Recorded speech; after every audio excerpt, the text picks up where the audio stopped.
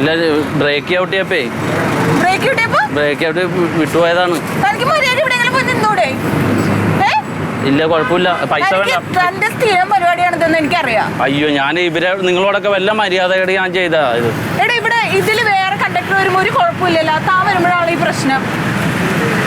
എന്താ പ്രശ്നം? പൈസ വേണ്ടതൊന്നും തന്റെ ഓശാരൊന്നും എനിക്ക് വേണ്ട.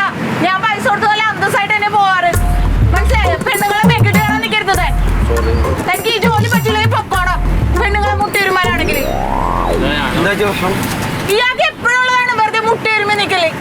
ഒന്നുമില്ല നിങ്ങളങ്ങോട്ട് പോയിക്കോ. ഇല്ല ഇത് കുഴപ്പമില്ല. ഞാനൊന്നും ചെയ്തിട്ടില്ലേ.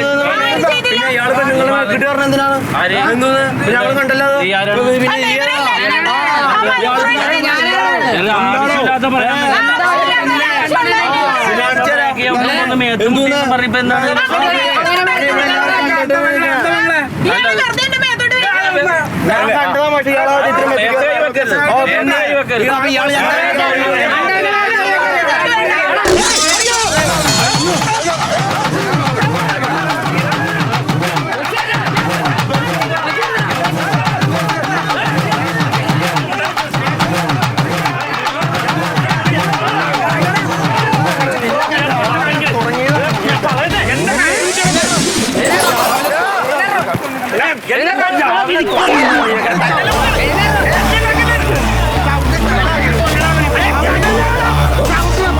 ഒന്ന് പിടിച്ചു മാറ്റണം. ഒന്നും മിണ്ടാണ്ട് അവിടെ രണ്ടു കൊള്ളട്ടോ.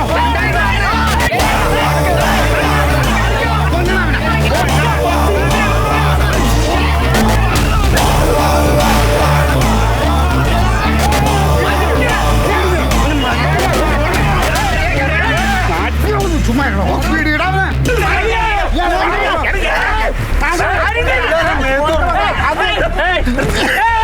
എന്റെ അമ്മേ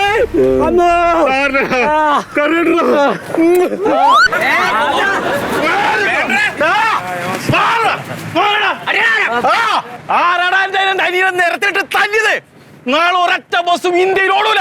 ഞാൻ ഭാരതം പ്രഖ്യാപിച്ചോളാം.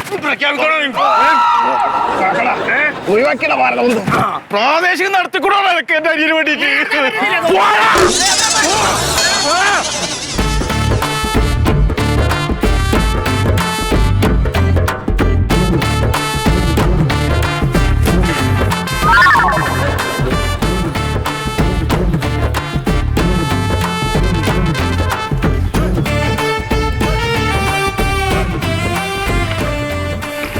അപ്പോഴേ നിങ്ങളുടെ രണ്ട് കൂട്ടരുടെയും പരാതിയുടെ പുറത്താണ് നിങ്ങളിപ്പോൾ ഇങ്ങോട്ട് ഞാൻ വിളിപ്പിച്ചത്. ബസ് ഓണേഴ്സ് യൂണിയന്റെ പ്രസിഡന്റ് എന്ന നിലക്ക് താങ്കൾക്ക് എന്താണ് പറയാനുള്ളത്? അത് ഇപ്പോൾ സാറേ, ഇപ്പം നമ്മുടെ ഈ ചർച്ചയിൽ പ്രധാനമായിട്ട് പങ്കെടുക്കേണ്ട ആളുകൾ സത്യത്തിൽ ഇവിടെ വന്നിട്ടില്ല. അതായത് അടി കിട്ടിയിട്ടുള്ള ബസ് ജീവനക്കാരും അടി കൊടുത്തിട്ടുള്ള വിദ്യാർത്ഥികളും. അതെന്ത് വർത്താനങ്ങൾ ഈ പറഞ്ഞ? ബസ് ജീവനക്കാർ വിദ്യാർത്ഥികളെ അടിച്ചു എന്നുള്ളതല്ലേ പ്രശ്നം? അപ്പൊ അതല്ലേ പറയണ്ടത്? സാറേ ഇതാണ് പ്രശ്നം. ഒരു കാര്യം സംസാരിച്ച് തുടങ്ങുന്നതിന്റെ ഇടയിൽ കയറിയിട്ട് സംസാരിച്ചു കഴിഞ്ഞാൽ പിന്നെ എന്നാ പിന്നെ അയാളുടെ കഴിയട്ടെ, അതുവരെ ഞാൻ കാത്തിരിക്കാം. അദ്ദേഹം പറയട്ടെ, നിങ്ങൾക്ക് അവസരം തരാം അല്ലേ സാറേ? അയാൾ പറയട്ടെ സുഹൃത്തെ. സാറേ എങ്ങനെയാണെന്നുണ്ടെങ്കിലും വിദ്യാർത്ഥികളെ തല്ലിയത് ആരാണെങ്കിലും അവർക്കെതിരെ നടപടി ഉണ്ടാവണം. കാരണം തല്ല് കൊണ്ടിരിക്കുന്നത് ഞങ്ങളുടെ യൂണിയനിൽപ്പെട്ട വിദ്യാർത്ഥികൾക്കാണ്. അതിന് സ്കൂളുകളിൽ രാഷ്ട്രീയമില്ലല്ലോ, പിന്നെ ഇവിടുന്ന് യൂണിയൻ. എന്തിനാ പാചാതി വർത്താനം പറഞ്ഞു? മീറ്റിംഗിൽ എന്തെങ്കിലുമൊക്കെ പറയണ്ടെന്ന് എഴുതിയിട്ട് എന്റെ വായ തോന്നുന്നത് പറയാം. അതെ, ഇയാൾ ആരുടെ പ്രതിനിധിയായിട്ട് ഇവിടെ വന്നിരിക്കണേ? അത് വിദ്യാർത്ഥികളുടെ ഒരു ഭാഗത്ത് നിന്ന്. നിങ്ങൾക്ക് പറയാൻ സമയം തരാം, നിങ്ങൾ തുടരൂ. സാറേ, ഞങ്ങൾ ഈ ബസ് ഓണേഴ്സ് എന്നൊക്കെ പറഞ്ഞു കഴിഞ്ഞാൽ ഏതോ ടാറ്റയോ ബിർലയോ ഒക്കെ ആണെന്നാണ് ആളുകളുടെ ധാരണ. എന്നാൽ സത്യത്തിൽ അങ്ങനെയൊന്നുമല്ല. ഇതാ ഉദാഹരണത്തിന് ഇതാ പുരുഷോത്തമൻ എൻ്റെ അടുത്ത സുഹൃത്താ, ഗൾഫിലായിരുന്നു. അവിടെയുള്ള കുറച്ച് പൈസയും പിന്നെ ഇവിടെ നാട്ടിൽ വന്നു കഴിഞ്ഞ് ഉള്ള ഒരു പുരയുടെ ഒക്കെ വിറ്റിട്ടാണ് ഇയാൾ ബസ് വാങ്ങിച്ചത്. ബസ്സൊക്കെ നഷ്ടത്തിലായി. ഇപ്പം ജീവിക്കാൻ മാർഗമില്ല. ഈ ജീവനക്കാർക്ക് പോലും ശമ്പളം കൊടുക്കാൻ പൈസ ഇല്ലാത്ത അവസ്ഥയിലാണ് സത്യത്തിൽ ഇപ്പം അയാൾ നിൽക്കുന്നത്. ഇത് ഇയാളുടെ മാത്രം കഥയല്ല, ഇങ്ങനത്തെ ഒരുപാട് ബസ് ഓണേഴ്സിനെ എനിക്ക് പോയി. അതെ, ഇതിപ്പോ വിഷയം മാറിപ്പോണ്ട്. നമ്മളിപ്പോ ഇവിടെ സംസാരിക്കാൻ ബസ് ജീവനക്കാരുടെ ദുരിതത്തിനെ കുറിച്ചുള്ള ചർച്ച അല്ല ഇവിടെ. സുഹൃത്തെ, നിങ്ങൾക്ക് സംസാരിക്കാൻ അവസരം തരാം, അദ്ദേഹം പറയട്ടെ. സാറേ, 100 കുട്ടികൾ ബസ് കയറി കഴിഞ്ഞാൽ ഞങ്ങൾക്ക് 1 ലിറ്റർ ഡീസൽ അടിക്കാനുള്ള പൈസ കിട്ടില്ല. ഒരു കുട്ടി ബസ് കയറി കഴിഞ്ഞിട്ടുണ്ടെന്ന് വെച്ചാൽ 2 ആൾ ഇരിക്കുകയും നിൽക്കുകയും ചെയ്യണ സ്ഥലമായിട്ട് പോവാണ്. ഇവന്റെ ബാഗ്, പിന്നെ അതിനകത്തൊരു കൊട, പിന്നെ വാട്ടർ ബോട്ടിൽ, ഇതെല്ലാം കൂടെ വെച്ച് നിക്കിയിട്ടും തിരക്കിയിട്ടും ബസ്സിനകത്ത് സ്ഥലം ഉണ്ടാവില്ല സാറേ. രാവിലെ കുട്ടികൾ കയറുന്ന സമയത്തൊന്ന് വന്ന് കയറി നോക്കണം സാറ്, അപ്പോഴേന്ന് മനസ്സിലാവും. സാറേ രാവിലെ 6 മണി മുതൽ വൈകിട്ട് വരെയാണ് ഇപ്പൊ ഈ സർവീസ് സമയം. ഇതിൽ രാവിലെ ഒരു നേരവും പിന്നെ വൈകിട്ട് ഒരു നേരമാണ് ഇപ്പൊ ഈ വിദ്യാർത്ഥികൾ ബസ്സിൽ കയറണായി. അപ്പൊ ആ ഒരു സമയം കഴിഞ്ഞ ബാക്കി ഒക്കെ പൊതുജനങ്ങൾ ഇവിടെ സഞ്ചരിക്കുന്നുണ്ട്. അതിനെ കുറിച്ച് ഒരു അഭിപ്രായം? ഇല്ല, അത് പോയ മനസ്സിലാക്കിയതാണ് തെറ്റ്. എന്താണ് സാറേ, കുട്ടികൾ രാവിലെ സ്കൂളിലേക്ക് പോവാനും സ്കൂൾ വിട്ട് കഴിഞ്ഞ് തിരിച്ച് വീട്ടിലേക്ക് വരാനും വേണ്ടിയിട്ട് മാത്രമല്ല ഈ ബസ് കയറണത്. പിന്നെന്താണ്? അല്ലാതെ അവർക്ക് തോന്നിയിടത്തേക്ക് പോകാനും വരാനും ഒക്കെ ഈ ബസ്സിൽ കയറുന്നുണ്ട്. ഇതിനൊക്കെ ഞങ്ങൾ കൺസെഷനും കൊടുക്കണം. പിന്നെ മാത്രമല്ല സ്കൗട്ട്, NSS, പിന്നെ NCC, ഇതിനൊക്കെ പോകുന്ന കുട്ടികൾക്ക് നമ്മൾ കൺസെഷൻ കൊടുക്കണ്ടേ? താങ്കൾക്ക് എന്താ പറയാനുള്ളത്? അത് സാറേ, അതായത് ഇപ്പൊ ഈ കൺസെഷൻ എന്ന് പറയുന്നത് ഈ ബസ് ഉടമകളുടെ ഔദാര്യം ഒന്നല്ല. അതിപ്പോ ഈ പബ്ലിക്കിന്റെ ഇടയിൽ നിന്ന് ഇപ്പൊ മേടിക്കുന്ന ടിക്കറ്റ് നിരക്കുണ്ടല്ലോ, അത് ഈ കൺസെഷൻ ചാർജിൽ വരുന്ന നഷ്ടം കൂടി നികത്താനുള്ള തുക കണക്കിലെടുത്തിട്ടാണ് കൊടുക്കണേ.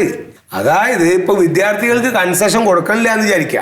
അങ്ങനെയാണെങ്കിൽ ഇപ്പൊ പൊതുജനങ്ങൾ കൊടുത്തുകൊണ്ടിരിക്കുന്ന ചാർജിൽ നിന്നും 40% കുറച്ച് കൊടുത്താൽ മതി. ശരിയാണ്. അത് കോയ സാറേ, നിങ്ങൾ കാര്യം അറിയാതെ സംസാരിക്കണം. കാര്യം അറിയണ്ടല്ലേ? അപ്പൊ ഞാൻ പറഞ്ഞത് അവകാശമാണ്. അതൊക്കെ എനിക്കറിയാം. നിങ്ങളൊരു കാര്യം മനസ്സിലാക്കണം. നിങ്ങളൊരു MLA അല്ലേ?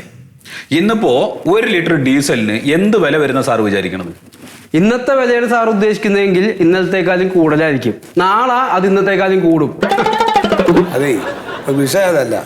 ഞാൻ പറഞ്ഞേ, നിങ്ങൾ ഈ ബസ് ജീവനക്കാരെന്ന് പറഞ്ഞ പരമ തെമ്മാടികളായിട്ടുള്ള ആൾക്കാരുടെ നിങ്ങൾ ജീവനക്കാരായിട്ട് നിങ്ങൾ അങ്ങനെ സംസാരിക്കരുത് പ്ലീസ്.